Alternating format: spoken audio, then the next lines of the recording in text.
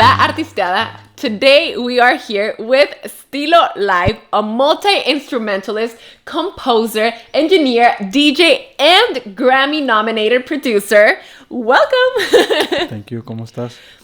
Honestly, I'm very excited. I am very excited specifically because I know that you play a lot of instruments. Mm-hmm. So let's start there. Okay. One, how many instruments do you play, and which one was the first one that you started playing? I don't even know how many instruments I play. I'm gonna be honest with you. But I'll give you like a line list of the ones that I can say I play. I play piano. I play guitar. I play bass. I play congas, timbales, un poquito de baterías. There's a like a synth instrument called the push. I've never heard of that. What is that? It's this little instrument right here that works with the program that I use. It's like a proprietary instrument, but it became an instrument because it's like one of a kind. So it's like a combination of a piano and a guitar in terms of the way you can play with it. You know, like a kalimba, like a marimba. And then I recently started playing the harp. So that's So, you know, I wouldn't say I'm like a master of one, but I'm definitely the jack of all trades. I would say I know how to like embellish it in what I do when it comes to production. And which one was the first one that you learned to play? So I was going to get to that. Sorry. No. The first instrument that I learned how to play was the bongos. So I learned how to play bongos at church. So, you know, mi mamá me llevó a la iglesia, tenía como 6, something like that. And then I went to a Puerto Rican church. Interesting. I did too for a really very short time of my life. Yeah, in Tijuana. Wow, a Puerto Rican church in Tijuana. A Puerto Rican church in Tijuana. Yeah, that is crazy. I did not know that. It completely different than a Guatemalan church or Mexican church. Why? Because they put that sazon. So they had the congas. They had a guitars that played like estilo cuatro. It was like very cool. And once I heard the music, I just fell in love. My mom would tell me that I would literally like be mesmerized whenever I would hear music, and it was just like something I was in awe of, and you know, I would be playing like at church and stuff like that because I would see like the conguero play, and my mom said, "All right, I'm gonna see what's up with this guy." So she got me some bongos, like some little bongos, and I would play it at church. And then the pastor, who ended up being my neighbor, he was like, you know what, let's get you to play. So I started playing congas like at 7, 8 years old, and I started playing with like the whole group. And you know, little by little, I started like realizing that this is something that I genuinely just love, is music. And I was in elementary school. By the time I was like 9, 10, I started learning how to play the trumpet. And so I played like with the elementary school graduation. And then after that, I learned how to play the guitar and learn how to produce, lo que sea, and then, yeah. Oh wow! And how did your passion for instruments evolve throughout time? I think it just went with phases, right? Like, I mean, you know, I came from a very unique story when it comes to how I ended up at church. My father passed away when I was 3. He passed away from an overdose. And, you know, oddly enough, like the pastor was our neighbor, like where we were living at, which was like in the projects, like in San Francisco. And, you know, I just remember that day, like literally like it was yesterday. I was sitting in a chair like that, like in one of those chairs.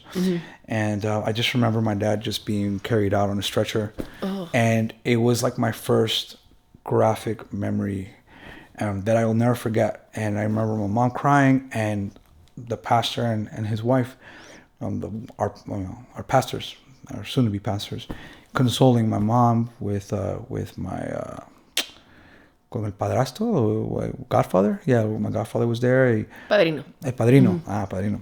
Bueno, padrastro. Padrino. And yeah, like it, like literally, like after that day, like things just changed, and I ended up in church, and I feel like that is what genuinely just gave me that love for the music. I didn't understand at first that my dad had passed away. I felt like my dad was gonna come back, and he never did, you know. But yeah, that was I don't please. You were talking about how your passion for instruments yeah, evolved. It throughout that evolved, but it time. started there. And again, like I go back to that story. Okay, It gives me like a little bit of like nostalgia in a good and bad way, I guess. Yeah, I'm wondering, did you already go to church before No, this, or no. this was the time where? No. Oh wow! So that was like the day that everything changed, like September 29th, 1984. So that's when everything changed. My mom decided to become a really hardcore Christian, and we couldn't listen to any like música mundana. We weren't allowed to listen to it. So it wasn't until like I was like 11, 12 where I started going to school, and I started hearing my friends listening to rap, listening to Michael Jackson, listening to all these other like artists. And it was like new to me. Like literally all I knew was Christian music for the longest time. Wow. So I was like, my mom, like, I ended up I was like the leader of the jóvenes. I ended up becoming the presidente of the jóvenes at one point. I was really involved in church, and that was my family. Like, because most of the family that I had was all in El Salvador at the time. So, by the time I was 11, 12, that's when I started getting like stimulated with all this mundano music, and I started listening to Nas and Lauryn Hill and the Fugees and West Coast stuff, and then fast forward to Santana, and then that's when things just completely shifted, and that's when I started playing the guitar. I got into rock, I got into fusion, I got into like jazz, I got into like salsa and all this other stuff. I wasn't so much of like an urbano guy up until like my 20s. Like I was always like sort of like a snob when it came to listening to music and stuff like that. I was into like all that jazzy stuff and classical music and all these things that I felt like helped stimulate my mind, and like help me digest like creativity in a different way. That's so interesting, because I'm wondering, I also went through a phase in my life in which I did not listen to like non-Christian music, and I think specifically like in my journey, I thought that was something necessary for me during that time, but I didn't grow up Christian. But I know that the experience of people who grow up Christian may be like something like super new and like trying to like rebel, right? Did you have that? Did you feel like you were rebelling against your values? Of course. I went to like a very legalist church for the longest time. My mom couldn't wear pants, couldn't wear makeup, they didn't have to wear velos or anything like that. But it was pretty strict. So the moment that for me, the taboo was girlfriends and like thinking about like, having, kissing and doing all the, the naughty stuff. But the music to me was like taboo also. Like, my mom didn't allow it for the longest time. And then until like I was like 14, 15 is when she started saying, okay, you know what, I can't really control this anymore. And that's when to me it was like a taboo for the longest time. And, even when I was playing congas, I started playing with my boy Tito. And he started teaching me like rumba patterns and all these like, wawanko and like, son and all this. And this was at church or outside of church? This was outside of church. Oh, but okay. I met him at a Christian school, because I went to a Christian school as well, a Pentecostal Christian school at that. Oh, wow. So I met him there, and he's the one that opened my whole portal to like Santana, Aldi Miola, the Muñequitos de Matanza, Chucho Valdez, and whatever, the list goes on, Tito Puente.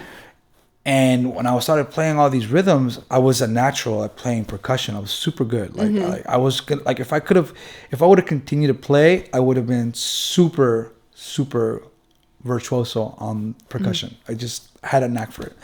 But my mom didn't like that I was playing it. So I got some congas.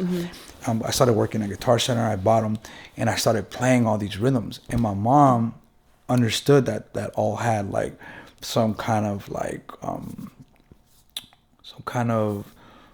backline story, like with religion and with calling spirits and doing all this stuff. And I remember at one point I fell into like some kind of trance, like when I was playing these rhythms, like they're all like rhythms that they have a purpose, but I didn't know. And a lot of like people that I would like talk to, they're like, dude, like you're getting really good, but are you sure you know what you're playing? Because you're calling spirits and like all this stuff.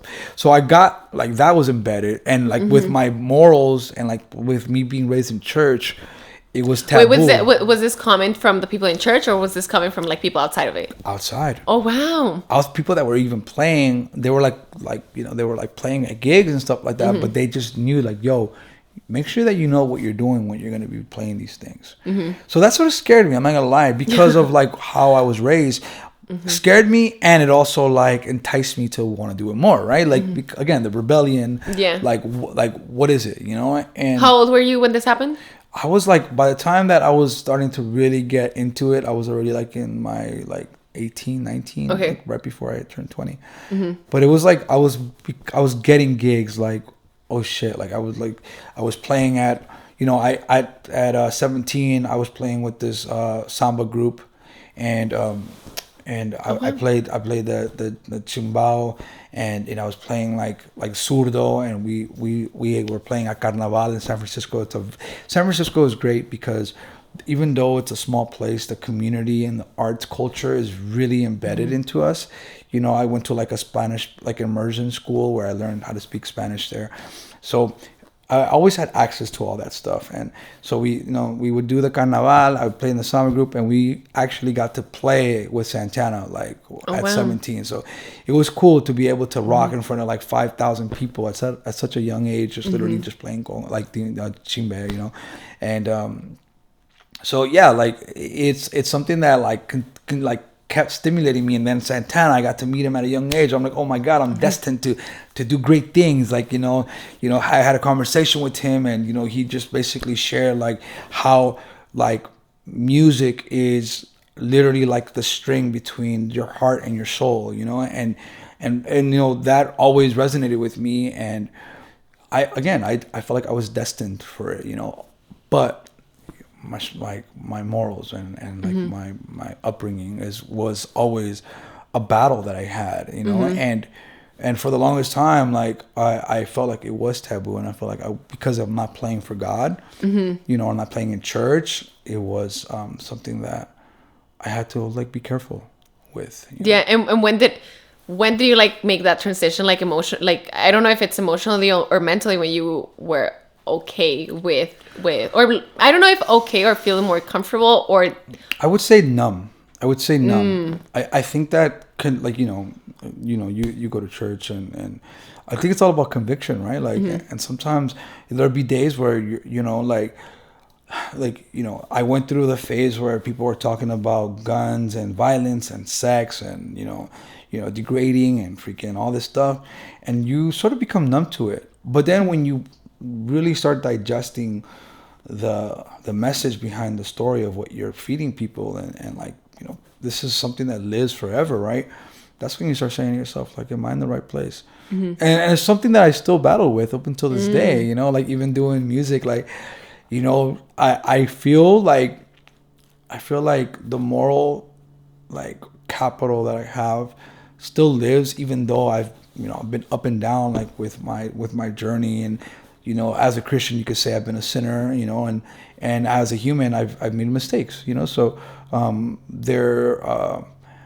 that always lies with me, and that always keeps me somewhat grounded. I mean, I wouldn't say somewhat grounded. It keeps me grounded, and it gives me perspective whenever I make a decision. Sometimes I make the decision based on opportunity, on fame, and sometimes it's monetary.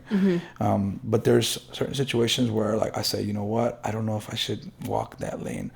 But I also feel like my testimony, my experience, and my value system is something that I bring to the table whenever I work with someone. So I feel like if that is a light of what I've learned and what my spirit brings to someone, then maybe I'm where I'm supposed to be according to what the higher power with God has in store. That's really interesting that you still battle with that. I feel like you know, talking about like Christianity, and I personally, I don't feel like a sinner with the things that I do, and I'm like, I really feel like God, like in this space, like, you know, God knows that I will have to impact people through like different spaces. And so yeah, but that's an interesting thing that you're like still like trying to like find balance between those things. And now I'm wondering, you know, like you grew up in a Puerto Rican church. Your family is like you're Salvadorian and Honduran, but you grew up in San Francisco. I'm wondering like how did this, even though like it was a Christian church, it was like it sounds like it was like a very musical church. Yeah, And for I'm sure. wondering like how did these things, these different cultures that you were exposed to at such a young age, influenced your work right now and like throughout your journey? I went to like what I mentioned. I feel like it was a combination of church and schooling. You know, the name of my school was called Buena Vista, and again, we were an immersive school, very open. They were very conscious, like aware. I learned how to recycle when I was 3, like not 3, but maybe like 4 or 5. Like you were Like I was like really young. recycling at 3 years old. No, but I started recycling like at 5 years old. Like for me, it was always about taking care of Earth, like understanding that like everything has a purpose in this world, and of course, like I'm not like saying that like I'm freaking the animal whisperer and like that. Or freaking I don't eat animals like but I've always been like super like grounded with Earth in terms of being conscious and being like aware that there it's important to like to leave something for our children and make sure that they continue to take care of the legacy of this Earth, because obviously we all know what's happening with climate and the way we use our resources and how we dispose of them and how it's affecting everything. So all that stuff to me was embedded in me in the school. So seeing that and being in a place where there was like like Afro-Americanos, Anglos, Asians, all speaking Spanish, like from like because they went to a school that spoke Spanish, to me was like, oh, that's normal. Like it's cool to be like infused. I didn't see color like that, and going to a church where like it wasn't Central American based, it was Caribbean based, but then it opens up. You had Nicaraguenses, you had Peruvians, you had Mexicanos, you had Salvadorians, and obviously Puerto Ricans, Dominicans, Cubans. It was diverse in that lane, and then fast forward. Obviously I'm also rooted with like the kids in San Francisco, which is a very diverse place. Then music comes, right? Then I get into Santana. Santana was one of the first like bands that infused Latin rock together. They used not only elements of rock, but they also used jazz and blues and rumba and salsa and all this stuff. So I was already like getting like fed that it's cool to fuse things, and and I take that into my food, and I'm like, okay, well, I could put soy sauce on a taco or on a burrito. Like I see things as ingredients. Okay. I see things as like it's all about how you use the ingredients, and I see music as food. Like I don't, like it's what can you do with these ingredients? How can you make something fresh? How can you make something innovative? And I feel like that's what I learned with Santana, with Aldi Miola, with Return to Forever, with Irakere, and with all these other things. So I was always open to like just being like daring with experimenting. So I feel like that was a great approach, and I feel like if you use that formula in the right places, it's amazing. And obviously it could lead to a lot of downfall too, because you start being like a lot more risque, so yeah. And I'm wondering, like you mentioned that you played with Santana when you were 17. It sounds like, and correct me if I'm wrong, it sounds like it was like your environment, like your school that like set you up for that opportunity. It was like a cultural program called it was called Loco Bloco. So it was like a nonprofit organization that had like percussionists and it had dancers, and we all got together, and we would go like to Bravo Theater, like on 24th in York, and we would just go and like all commune there, and then from there we would do events, and then we eventually would do desfiles, and sometimes we did different festivals, and it was like that. So yeah, what I love about that is that you had access, and you knew that there were opportunities existed within this space. I'm wondering, once you got out of that program, what was that first opportunity, or like what did you study? Did you study to like continue working in music? Yeah, well, I didn't study theory like I wanted to. Originally, I wanted to go to Berkeley, And Berkeley music. Berkeley music. Okay. Yeah, Berkeley music. I wanted to go to school of music in Boston, but I really started getting into like the technical side of like music, which was like engineering, right? Like, so I got myself a little Tascam recorder, and I wanted to record ideas. I was like, you know what? I'm gonna be like Santana. We're gonna do like a group, and we're gonna be like the Santana of like the new era, right? And we had like a band. It was called Salpica, and I was the guitarist, and and I'm left-handed, so I felt like I was Jimi Hendrix, and so it was just like we were just living this movie, and it led me to like say, you know what? Like I really like I want to go to school. But I want to go to school for something I love. And I already knew that I loved music. And yes, I could have gone to be a musician and everything. But I felt like I want to be in control of how I can create. And I felt like going to school for engineering was going to allow me to be in the rooms with all these dope creatives and all these dope bands and all these dope singers and everything. And obviously in hindsight, when I was thinking about it, I didn't think of it so detailed as it became. But that was like my theory behind it, and that's what prompted me to say, you know what, I'm gonna go to school to get an engineering degree, and I'm gonna see what happens there. And so I went, and I would literally sleep there. The great thing that we had 24/7 access, and I got so cool with the security guards that they would like. I only got Wait, where would you sleep? Yeah, at school. In like classrooms? No, so they had studios. So I went to a school. Oh, okay. So I went to a school called. Excuse me, I did not study anything in like the arts space. So I went to a vocational school called Expression College for Digital Arts, which later became SAE, and they still have SAE. They ended up closing the campus last year, unfortunately, after like over 20 years of being in existence. But they had a bunch of studios, and they also had a digital program where they had like visual graphic artists, and they had like 3D animators as well. So it was sort of cool because we all sort of just shared like the same space, but the studio space was like the space, and they had it all fleshed out. So they had like a bunch of rooms, and after a certain amount of time, you gain like 10 hours a month for recording. Oh, nice.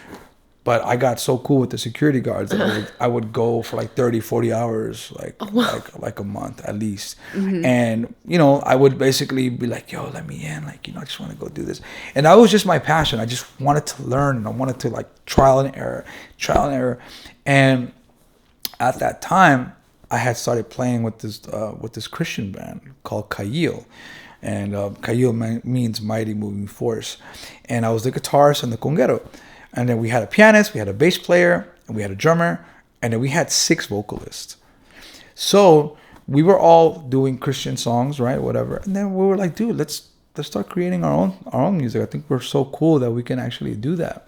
And I'm like, well, dude, if you guys ever need a studio, I'm going to school, and we could record at my school. And they were like, school. You unfaithful man. Yeah, no, and we did. And so we did like 3 songs. We did 4.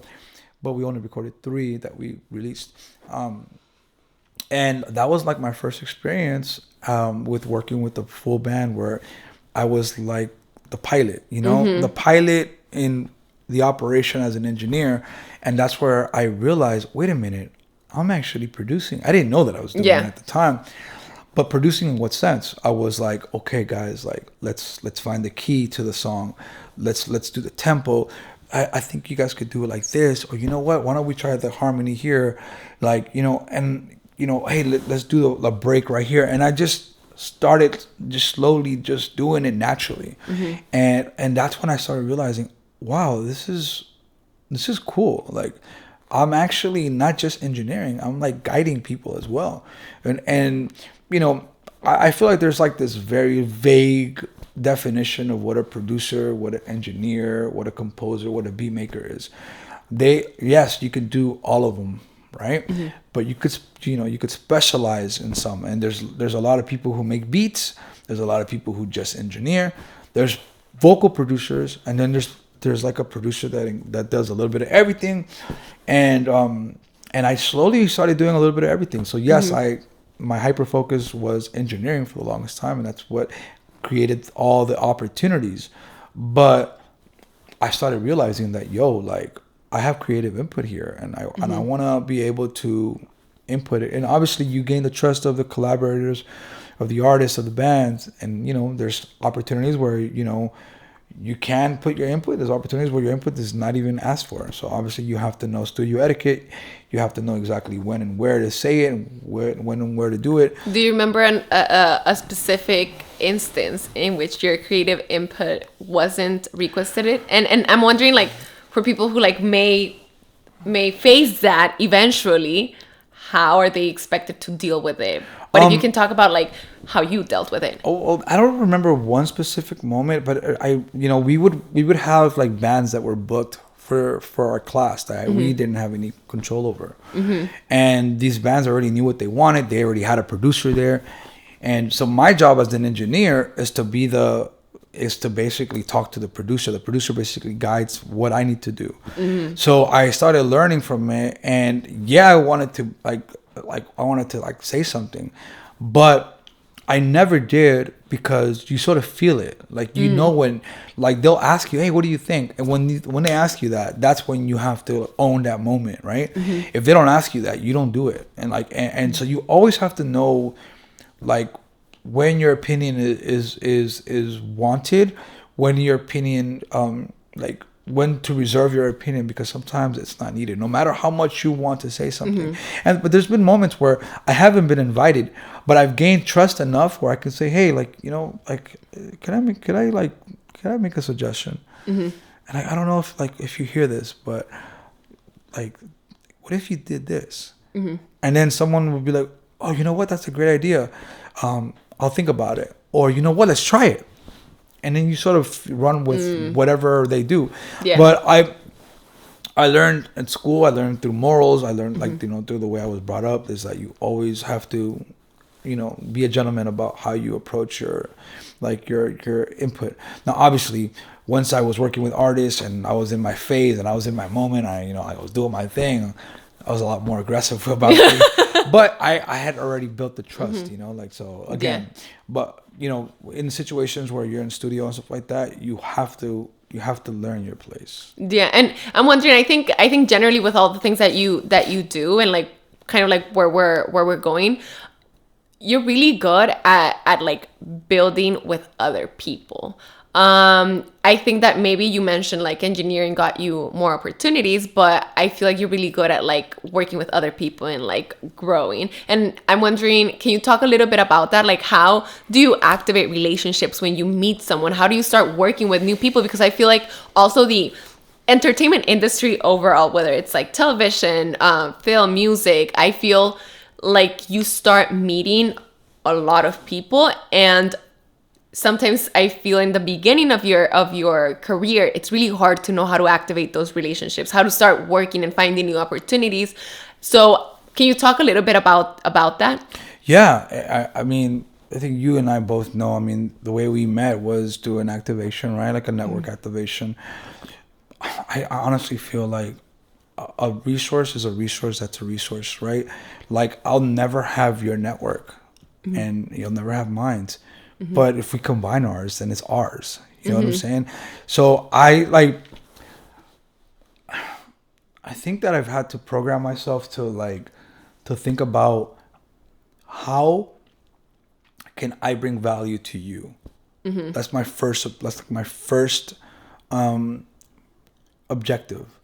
Then it bringing value to you brings value to me by default, because whatever I'm bringing is also being brought value through you. So it's all connecting things.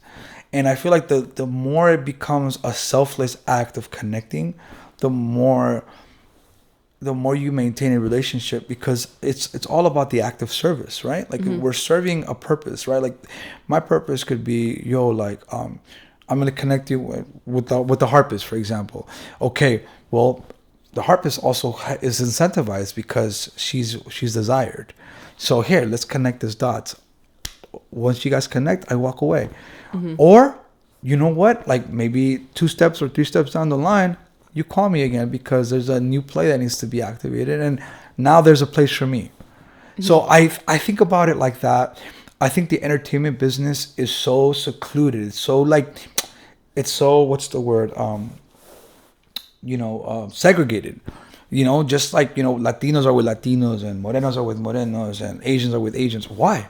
Like, why don't we just figure out how to all like intertwine our resources and make something happen?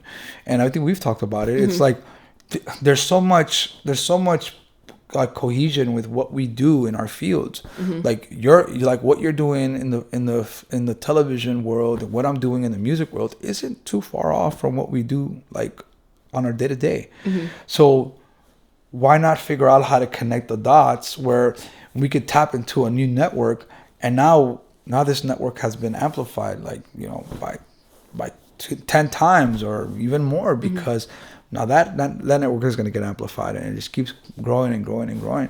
So I feel like, yes, it's important to hyper focus on one thing. Like, yeah, music is my specialty, but connecting is something that you can take with anybody. If I talk to a real estate agent and that real estate agent happens to have a son that plays music, and that musician, and he's a musician, let's say he's a flutist, well, shoot, I can hit him up. Like, you never know. And yes, it's a very incentivized motive, because at some point I'm going to want to work with them at some capacity, but it doesn't have to happen overnight. And for me, I'd rather invest in the capital of saying, how can I bring value to you, to anybody that I'm working with, in the spare of the moment, because bringing value could just literally just be like, oh, I know somebody that knows somebody that knows somebody. It's so interesting that you mentioned that, because I feel like personally in my journey in this industry, I feel like sometimes in conversation, I'm like, oh my gosh, like, I feel like, maybe let's talk about like us working together on this podcast. Right. I feel like it's rare that I start working with people on like my projects. You and Aaron behind the camera are the first like people that I was like, oh, okay, like we can do this together. But I feel like that didn't happen overnight, and no. I feel like it's sometimes I guess before I used to be like, oh my gosh, like will I have to do this alone, or like I meet so many people, who am I going to be working with? But you saying that it doesn't happen overnight, I think is just so important, Of course, we have to be patient, right? Like, I remember us talking, we freaking had to figure out how to manage to have a call about the concept, and then we met, and then we gathered resources, and my genuine interest was, I want to do a podcast already. I was talking about it last year going into 2023. And I remember telling you about it. And I had even pitched it to like my work. And I was like, look, we have to repurpose the studio. I think we could do something cool here. And there's a vision here. And then I said to myself, well, yes, I would love to be a voice. I would love to talk to people. And I would like to be like in front of the camera. But there's also someone that I just met that already has a vision in place, that's already done it. And what do? I already put things together. I already produce things. Like, literally producing something again, it's just a different space. Yeah, there's going to be a learning curve, and we all know what the learning curve we have to go through. But we're adapting, and we're getting better, because we have like the vision to understand that things don't happen overnight. We have to be patient, and little by little things just start unlocking, and it's benchmarks that unlock, and little by little these once we hit this benchmark, then we can unlock this next portal, and then and it goes from there. And at one point, maybe I will be like a front face to a podcast, and maybe I won't. But the beauty is that now I'm in a space that I understand more, and now I feel like I'm part of a community in a different vertical of the entertainment business. So that to me is pivotal, because at some point the vision and the purpose that I bring to the table in any given situation will be explored and hopefully valued. So that, and something that I really appreciate about your work, and like I feel every work you do, is you work in developing with other people. You work in developing artists, you work in developing projects. And so can you talk a little bit about where you get the inspiration to do this? Because I feel like a lot of people like in entertainment tend to just want to work with famous people, because it's like it's that I don't know if it's a feeling or you feel like that's gonna move your career forward, but also developing is super important. So of course, developing is one of the most rewarding things to stand by. I think I got a taste of it very young with working with Los Racas. We literally all learned how to develop each other from the beginning. How did you meet them? I once I graduated, my boy Sergio, shout out Sergio. He started his own studio business like under his house. He bought a house, and in San Francisco they have a lot of in-laws. So he was building a studio already, and he was like, I was recommended by two different people that he knew, and I went, and I was like, I'm like freaking, oh my god, this is cool. Like this is a studio. It could be my studio, and me and Tito can come and do our band. And that was the initial thought. So he was like, dude, come and work for me. You'll have access to this. You just gotta help me build it. And I came fresh with all the ideas and all the information that I learned at school, and so I learned a little bit about soldering and freaking, building the acoustics. And so I was giving them perspective. And I wasn't a master of anything, but I knew a little bit of everything. So I helped build it. I picked out the colors, and I had like the A room, the B room, and everything. And I literally just started mapping things out like nothing. I was just like, oh shoot, I'm putting everything that I want, I'm putting into use. Ideally, I would have loved to gone to like a studio where everything was already fully fleshed out and things were there. But I was thrown into this situation, and I made it cool. And then my boy Walter, who was the one that sort of sparked me to go to school and say, yo, go to school, and I think you should learn it, bro. Like I did it, but if you have the opportunity to go. He was a Christian guy, and he was working doing sound at a bar, and he met Rico and his dad. And so there used to be a tandem, Rico and Romantico. And then Walter calls me, hey bro, I want to bring him to the studio where where you're working at now, because it was a cool spot. And he was like, I want you to check these guys out. They're Panamanian and da-da-da. So I cool, come through. Yeah, of course. Engineer. Remember, I was still engineer based.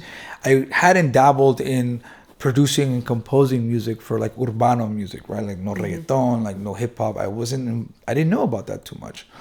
So they come, and I started engineering. We started making some music, and I was like engineering, and I already had Walter's trust because I'm a musician.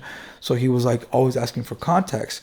But de un día al otro, he said, you know what? I can't do this anymore. I gotta go back to church, and I don't feel like this is right for me. So then Rico and Romantico just stayed working with me. And I was like, okay, well, shoot. Well, I guess I'm going to be your producer. Like, and I started learning how to produce with Rico and Romantico. And then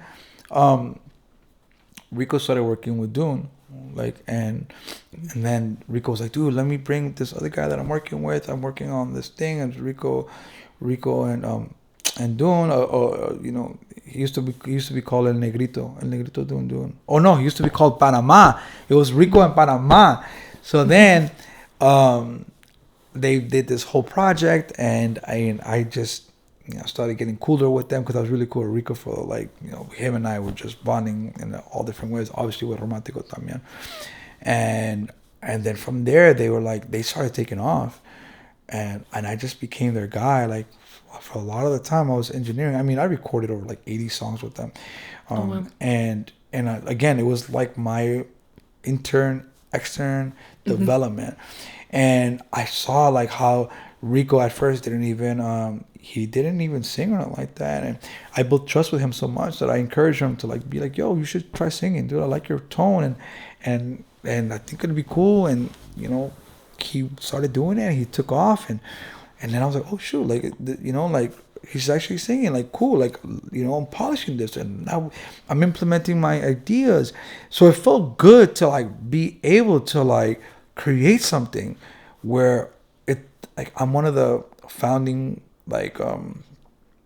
founding members, or like one of the core, like one of the core idea members, you know, like, so then I just started feeling great about that, you know, and it started happening, and then next thing you know, fast forward, you know, we're nominated for a Grammy, you know, and I was able to travel with them all over the world.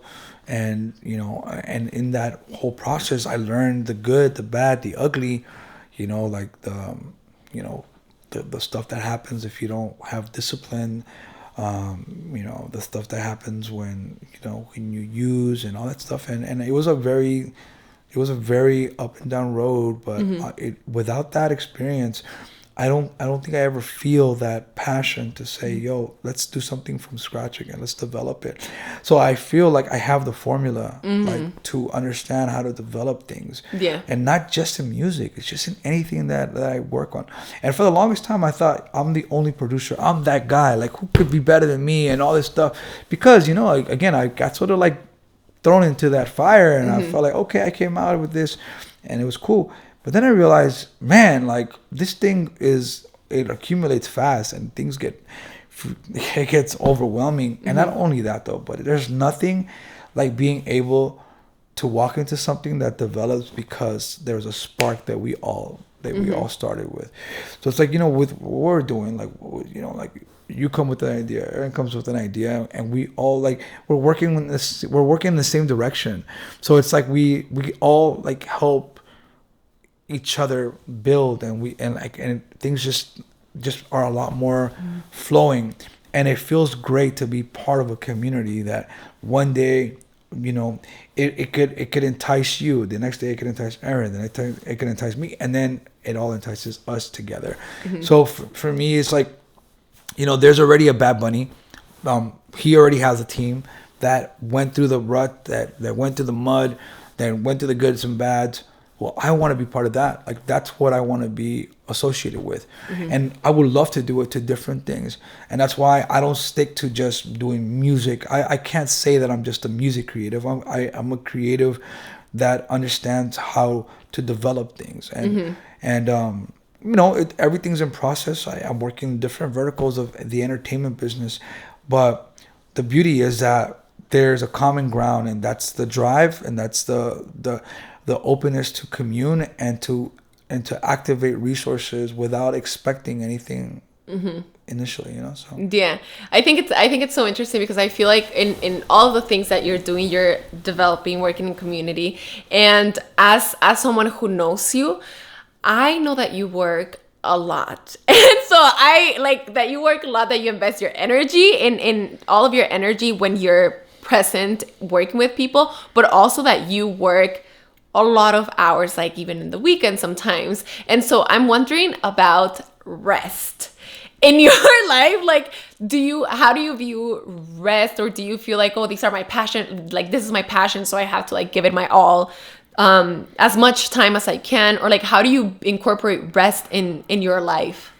You know, it's something that at one point I felt like I had a handle on, but, you know, new challenges come, and you have to adapt.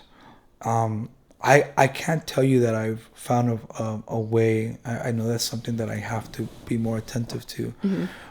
Giving myself a peace of mind.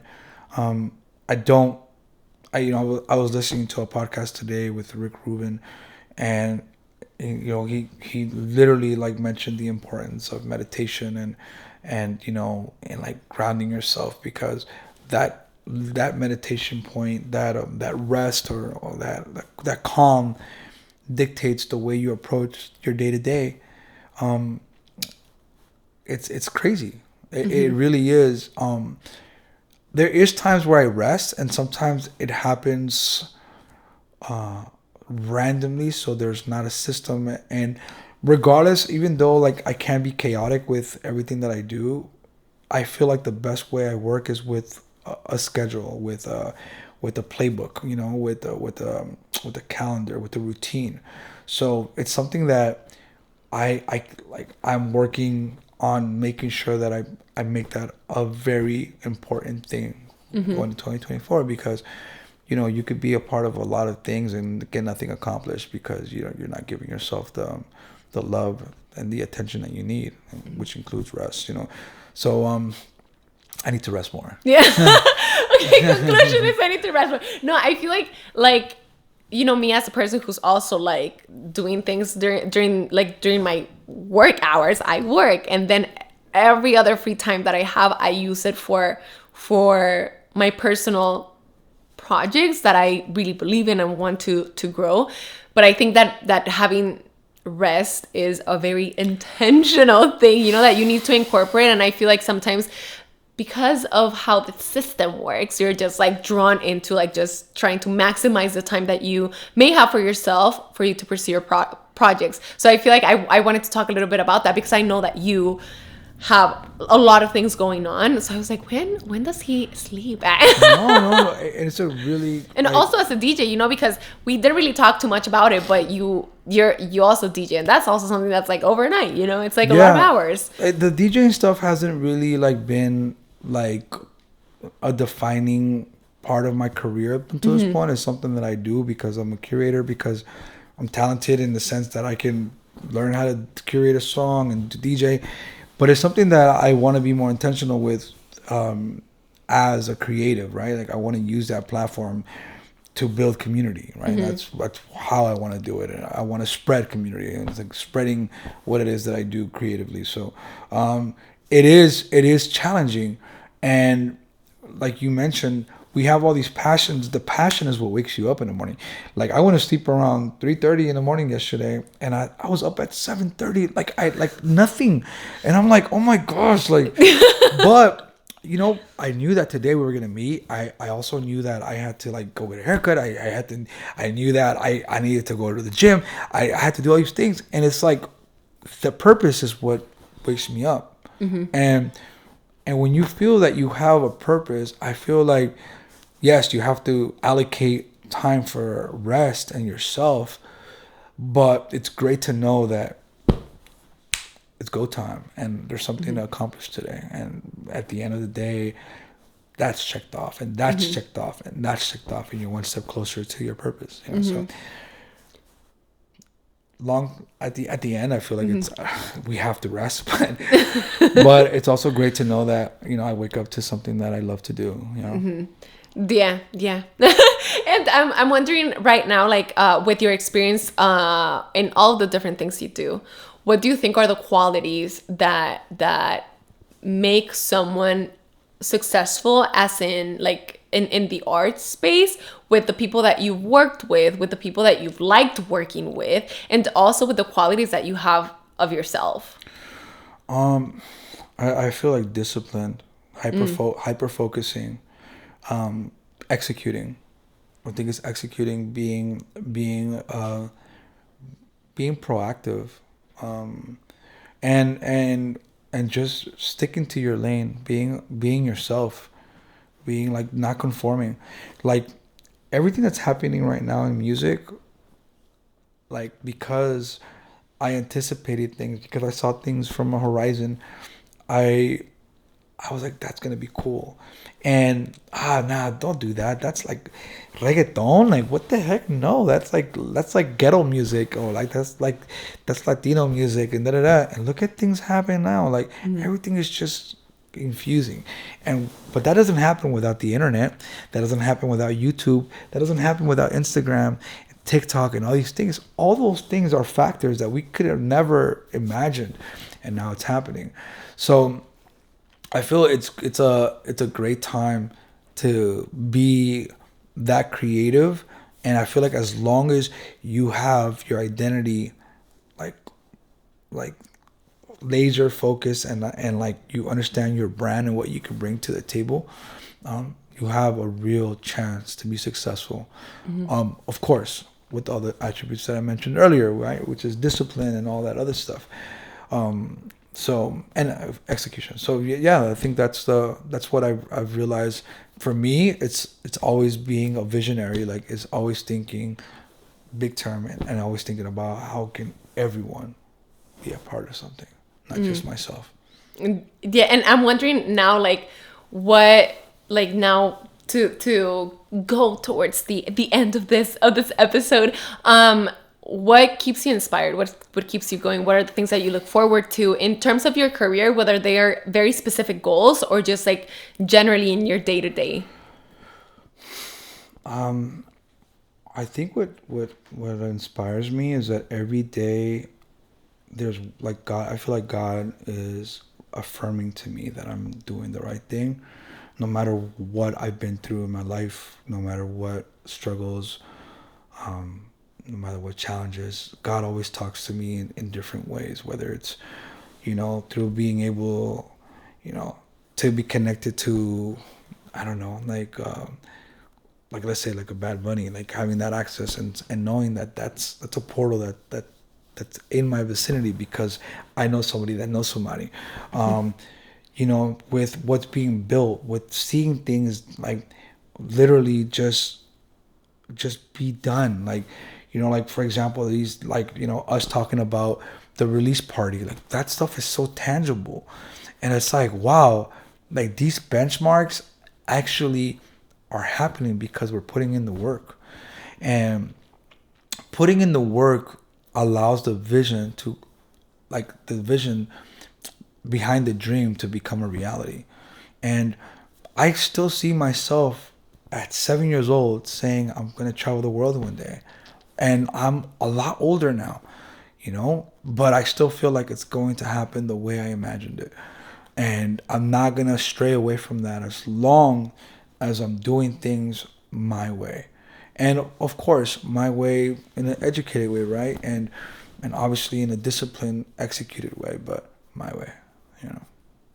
Very, very strong, like holding on to that promise, that vision that you had when you were 7 years old. And I feel like a lot of the things that you said that you said earlier were a lot of things that you like dreamed about and like you work towards that. And I think that's like something that we should do more often. And talking a little bit about like how we came up to like this moment, I think it's just crazy to think that like we met back last year. I don't know if it was like April or May, and like we were talking about the podcast and talking about like being right here at this moment. So it's a very emotional thing. And that we're like, we've been working together off of like a conversation that like led to like another conversation, and thinking about what you had to offer, what I had to offer. Also talking about like what our limits were, and me being very clear, like this is something that I don't know how to do. And like you believing in this, and also again Erin believing in this, of like putting this work together. But I think that we all share that same vision of building a community where like we can just like exist and like celebrate our achievements through art, and like just create more art, Yeah, I mean, and outside of creating more art, it's just creating more community, right? Like off the activation that we did at Saban with Coffee Exchange, there was managers that got connected with artists, and there was just friendships that were done with agents, and all this stuff that just happened in one space because a vision was, let's connect the next generation, the next class of executives, creatives that are going to stimulate this industry on the global scale, like and our